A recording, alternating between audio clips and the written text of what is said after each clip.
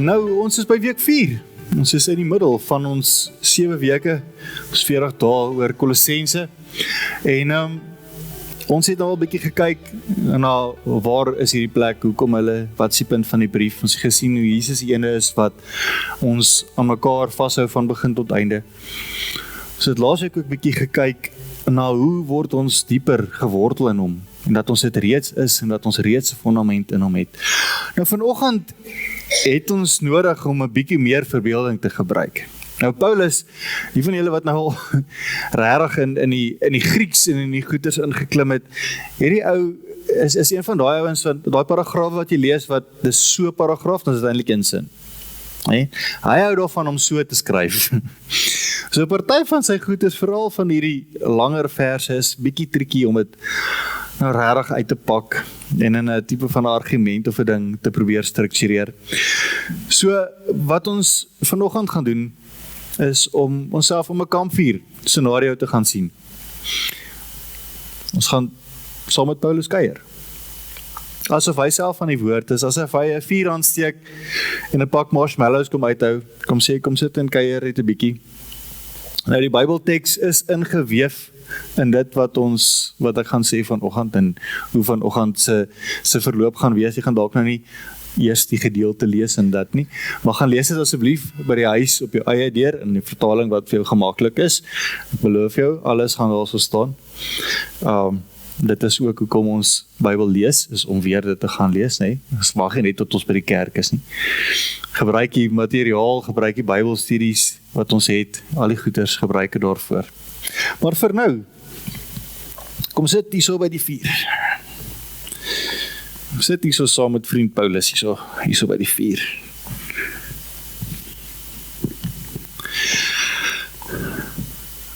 Naand vriende.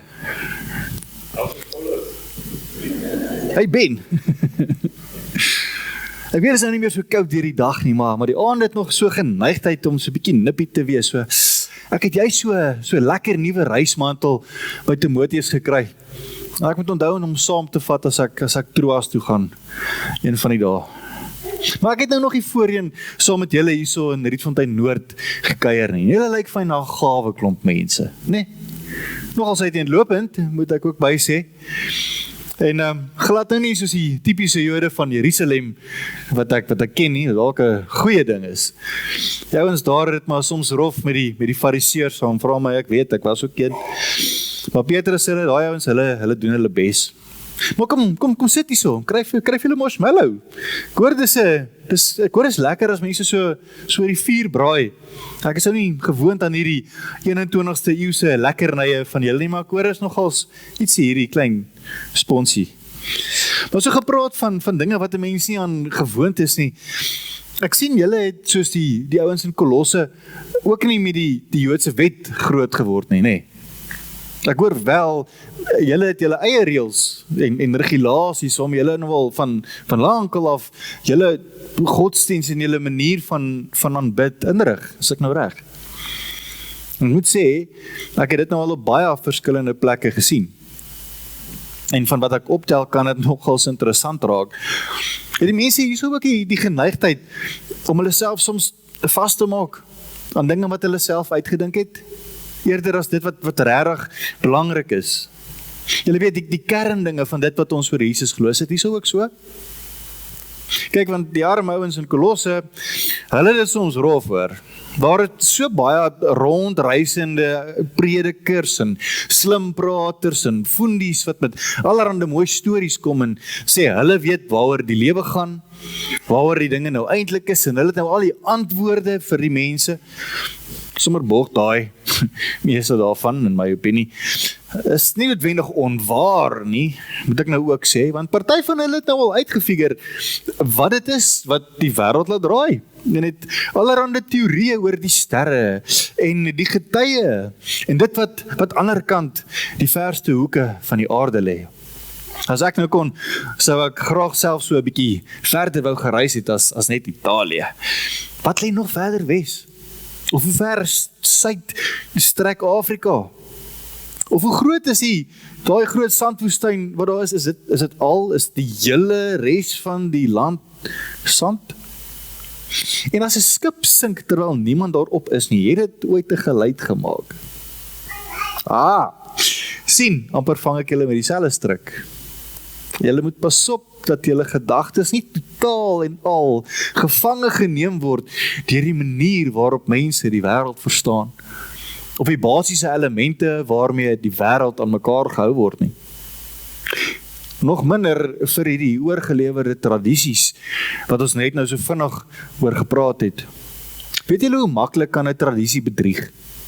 Dit is goed vir 'n rukkie en 'n manier van doen wat vir 'n sekere tyd werk, maar ek het nou al baie gesien op baie plekke. Dit hou net so lank voordat daar weer 'n nuwe manier van doen kom. En dan moet 'n mens nie dink daardie tradisie was die enigste manier wat belangrik is nie. Op dieselfde manier kan die gefokus op daardie rituele en manier van doen 'n mens se gedagtes so vol prop dat dit nie plek het om aan Jesus te dink nie. Dink julle aan Jesus hier by Rietfontein Noord? Ek hoop so, né? Maar is dit min? Is dit baie? Is dit soms? Die ouens in Kolosse, hulle probeer so hard, soos wat my vriend Epafras my vertel, maar hulle hoor nog soms te veel dinge van die verlede, wat hulle kastig moet onderhou, dat hulle soms te min tyd kry, om aan Jesus self te dink. Hulle word kort deur een of ander reisiger van Jerusalem se kant af vertel, dis goed en wel dat julle gedoop is, maar julle moet onthou om nog besny te word ook. Dis immers wat die wet van Moses, julle noem dit die Bybel of die Ou Testament of die 5 boeke, dink ek. Dis mos wat dit van 'n mens verwag. Veral as jy 'n seun vir man is. Nou ek moes dit al vir hulle verduidelik en ek dink ek kan dit maar vir julle ook so verduidelik. Julle is dan gedoop, reg? So dan is jy mos reeds saam met Jesus begrawe. En julle is ook deur julle geloof saam met hom uit die dood opgewek. Dis tog wat God kom doen het, nie waar nie? So dan hoef 'n mens mos nie meer na 'n uitgediende manier van doen terug te gaan nie, net vir ingeval nie. God het die werk klaar voltooi. Nou die ouens in Kolosse het nogals vrae hieroor gehad en ek vermoed julle het dalk ook. Hulle was nogals bekommerd, want hulle word gereeld deur hierdie Joodse reisigers, veral die wat nog nou nie so gewortel in Christus is nie, vertel hoe sondig hulle is. En dan sit die arme Kolossense daar en vir mekaar en kyk, en hulle het nie eens geweet hulle is sondig nie. Hulle het net gedink, hulle leef hulle lewens op die beste manier wat hulle goed gedink het. Dis tog hoe hulle groot gemaak is. En op daardie manier sit hierdie gladde bekke vir my vriende in Kolosse net sulke swaar kettinge soos hier agter om hulle polse en om hulle enkels. En dan moet hulle geloof in Jesus op 'n baie moeilike en 'n baie swaar manier probeer uitleef. Hulle kry dit gedoen, maar dis 'n verskriklike stryd. Dis baie moeilik. Maar ek het dit vir hulle so probeer verduidelik en ek hoop hulle verstaan wat ek probeer sê.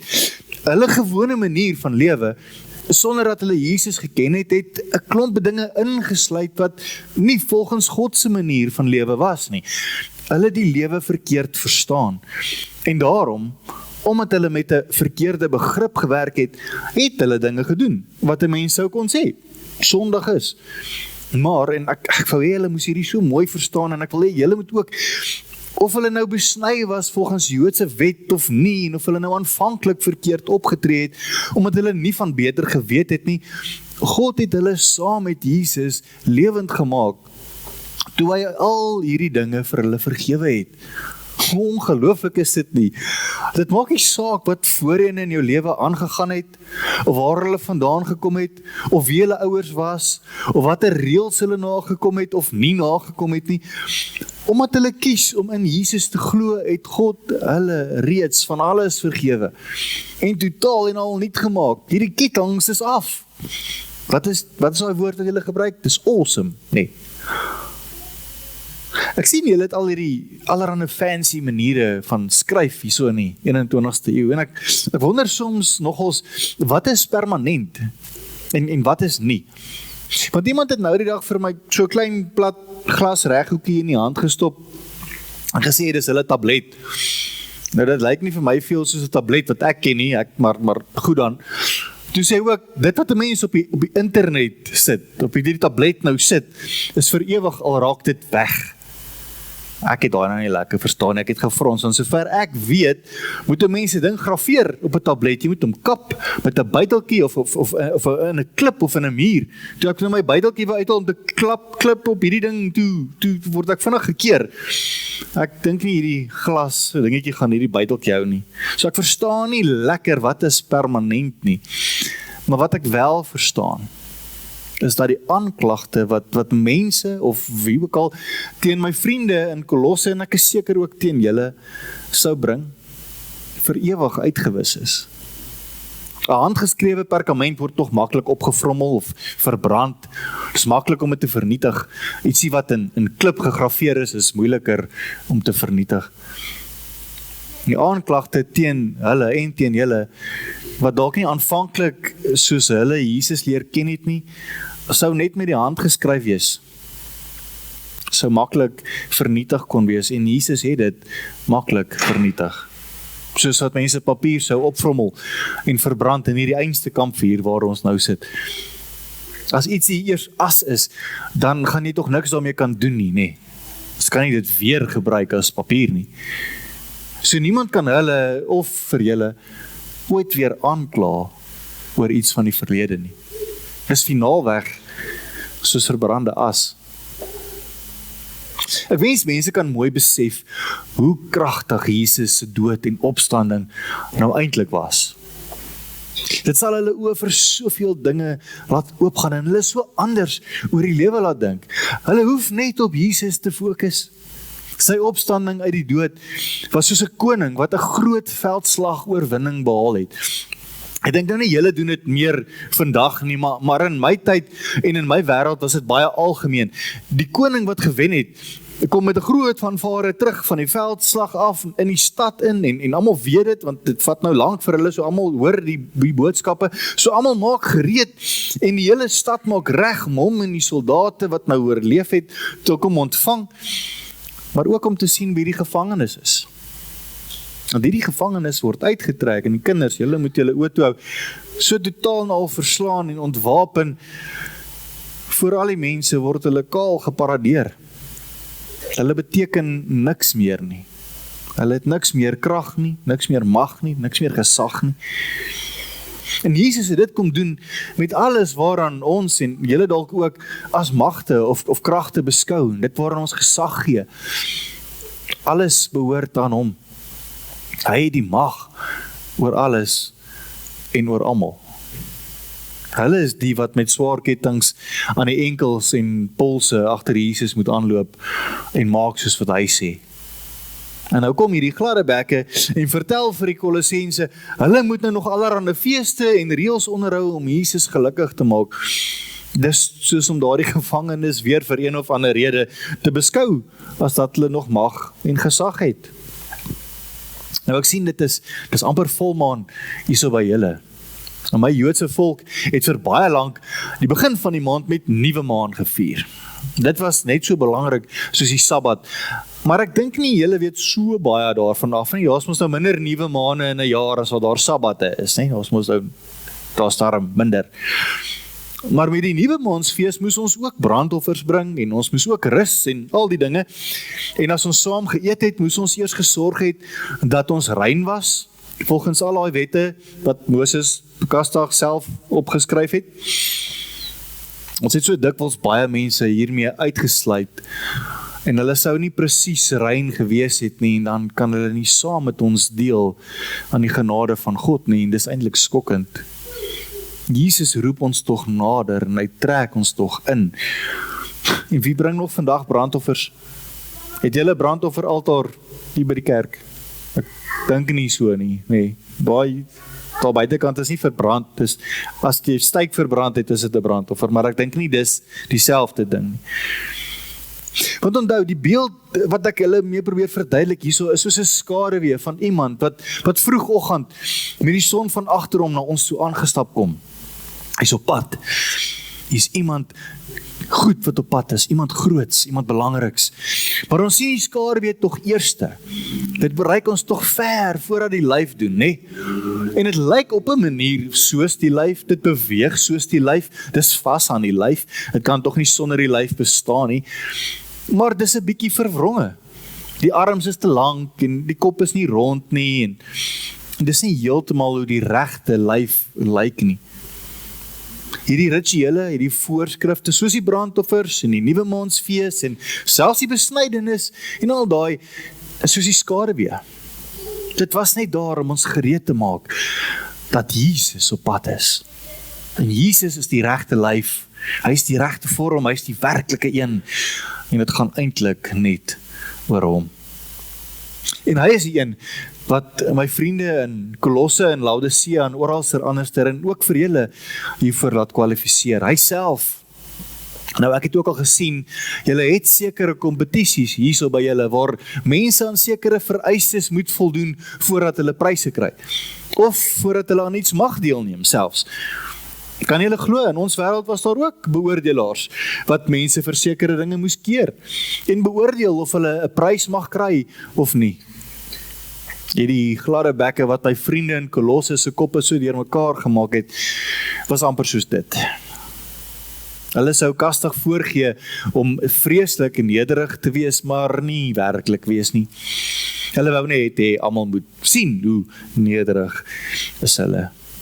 Of hulle sou 'n beeldjie vir elke engel hê, kan julle glo, of vreeslik in vervoering gaan voor hierdie mense oor dit wat hulle nou in 'n visioen sou gesien het, terwyl hulle eintlik nonsens praat.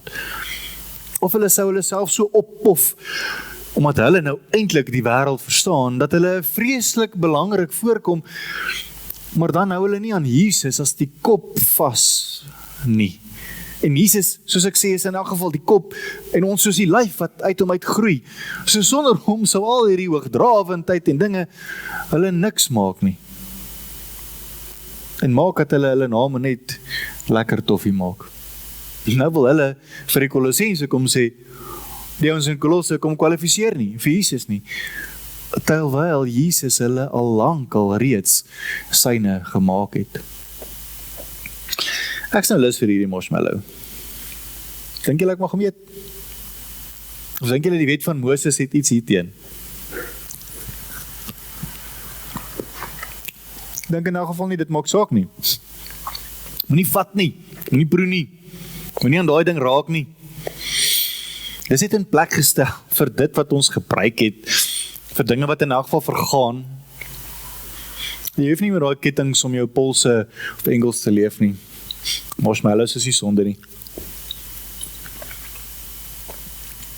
Dis soos baie ander opdragte en dinge wat mense leer, is dit nie?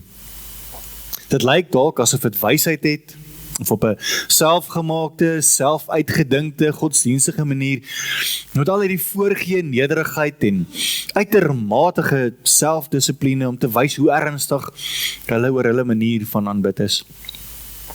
Dis alles goed en wel. Maar nes daai uitgediende tradisies hou dit net vir 'n rukkie. Maar 'n mens se lyf is 'n snaakse ding.